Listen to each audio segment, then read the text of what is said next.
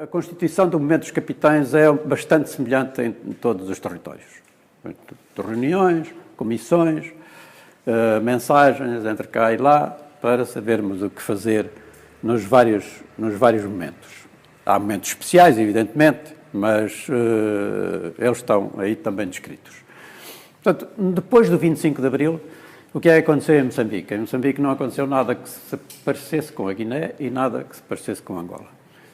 O MFA local, que estava organizado e que vinha do movimento dos capitães, assumiu o protagonismo que o programa do MFA lhe atribuía, portanto, era representante local do MFA de Lisboa, que, no fundo, o que era? Parecia-nos a nós, no início, logo a seguir, que era a preparação dos militares e das Forças Armadas para uma transição pacífica. Nós estávamos numa situação de guerra, as Forças Armadas estavam em confronto com os movimentos de libertação e era necessário preparar toda essa estrutura para esta transição pacífica. Mas a ambiguidade das posições das novas autoridades de Lisboa, no fundo, levou-nos a entrar também neste processo por forma a obtermos aquilo que nós, em qualquer destes territórios, pretendia, que era o fim da guerra. E nós percebemos, evidentemente, que as contradições que havia aqui no movimento das Forças Armadas acabaram por se refletir também no MFA local. E o MFA local acabou por assumir um pouco essas contradições, um pouco aquilo que não se passou na Guiné, que se veio a passar depois. Portanto, aqui foi logo no dia seguinte, mas na Guiné veio a passar-se depois com o tal outro movimento, os oficiais, que foi possível integrar também no mesmo movimento e no mesmo desejo de dar seguimento à tal linha que tinha sido suprimida do programa do MFA. Portanto, o que é que se passou? O MFA local estava vitorioso, como em todo lado, mas com diminuta capacidade de agir, porque as autoridades continuavam, as autoridades administrativas, as autoridades militares, o comandante-chefe, tudo isso continuou, a estrutura militar continuou. Havia dificuldade em definir um rumo em direção ao fim da guerra, portanto, isso não foi definido, e não estava definido no programa do MFA, e não foi definido de imediato, portanto, havia dificuldade em nós sabermos o que é que era necessário fazer, o que é que nós podíamos fazer. Portanto, o MFA local ficou entre estas duas realidades. Por um lado, a guerra, que continuava, portanto, parecia continuar, não é? E a incapacidade dos comandos de reconhecerem a mudança. Portanto, para os comandos locais, em Moçambique, houve muita dificuldade em reconhecerem que havia uma mudança num determinado sentido, que era o fim da guerra. Até porque, de alguma maneira, tinham o apoio também dessa tal dualidade que emergia aqui em Lisboa. Bem, as perplexidades deste movimento, no fundo, é uma distância muito grande, não é? Até Moçambique. E, portanto, ali vão-se aprofundando essa relação que havia com o MFA de Lisboa, com as várias atitudes e opiniões e posições que o MFA aqui tomava, mas a verdade é que quando lemos o programa do MFA, aquele que foi aprovado, nós vimos que não havia nenhuma solução para a guerra. Portanto, havia aqueles princípios, mas não havia uma solução para a guerra. Depois, a seguir, a Junta de Salvação Nacional faz uma declaração em cima. E essa declaração contém a ideia da defesa do Portugal pluricontinental. Isto era a linguagem que vinha do anterior e parecia que o 25 de Abril não tinha tido qualquer influência na posição destas autoridades, ou destas novas autoridades. Depois o discurso de Costa Gomes nas visitas que fez a Angola e Moçambique. O jornal Costa Gomes tinha ido a Angola e Moçambique antes do 25 de Abril, em fevereiro, principalmente em Moçambique, por causa dos acontecimentos da Beira. E foi depois do 25 de Abril, e o discurso que ele fez era quase igual. E, portanto, havia aqui estas contradições no novo poder de Lisboa, não deixavam espaço para qualquer orientação, qualquer decisão, qualquer definição para onde é que íamos. E, portanto, estas eram as perplexidades dos elementos do MFA em Moçambique, como noutros territórios, evidentemente. Ora bem, mas nós, no local, lá, tínhamos certezas. Perplexidades, por um lado, em relação ao poder emergente, mas certezas. Tínhamos a certeza da posição dos movimentos de libertação e da Frelimo, no caso de Moçambique, que fez um comunicado, 3 dias depois, a dizer exatamente como é que devia ser. E não era ambígua. A Frelimo não era ambígua. Era o reconhecimento do direito dos povos coloniais à autodeterminação e independência e o reconhecimento do movimento de libertação, ou dos movimentos de libertação que tinham lutado contra o colonialismo como representantes legítimos dos povos. Portanto, isso era o essencial. E depois a definição de um período de transição para a passagem da soberania.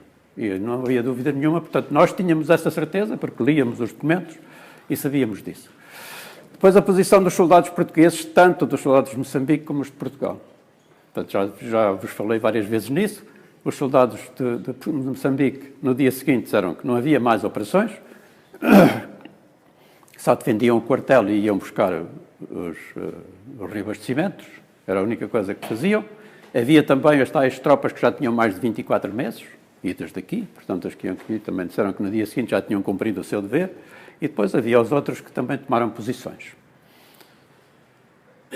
E depois havia a realidade da guerra e o recrudescimento por parte da Frelimo. Portanto, a Frelimo, aliás, como era da sua estratégia, deu ordem para as operações militares aumentarem, não é? Em termos territoriais e também em termos de violência. E aumentaram, como eu vos mostro neste quadro, é o número de ações, o total de ações por meses, e então, em janeiro, portanto, em tantos, 25 de abril, 315, em fevereiro aumenta, diminui até, portanto, há ali uma estabilidade. Em março, quando já se dá notícia, já o 16 de março, já aquela ideia de que vai haver alguma coisa, aumentam 14%, mas em abril aumentam 41%. E em maio aumentam 47%. Isto há um recrudescimento da ação militar da Frelimo, como estava, evidentemente, como seria previsível. E as Forças Armadas Portuguesas, nesta sequência, não tinham qualquer capacidade de ação contra este movimento, já que já nem sequer havia equilíbrio antes do 25 de Abril, em termos normais, quanto mais numa situação destas. Ora, então, quais eram as posições do MFA de Moçambique?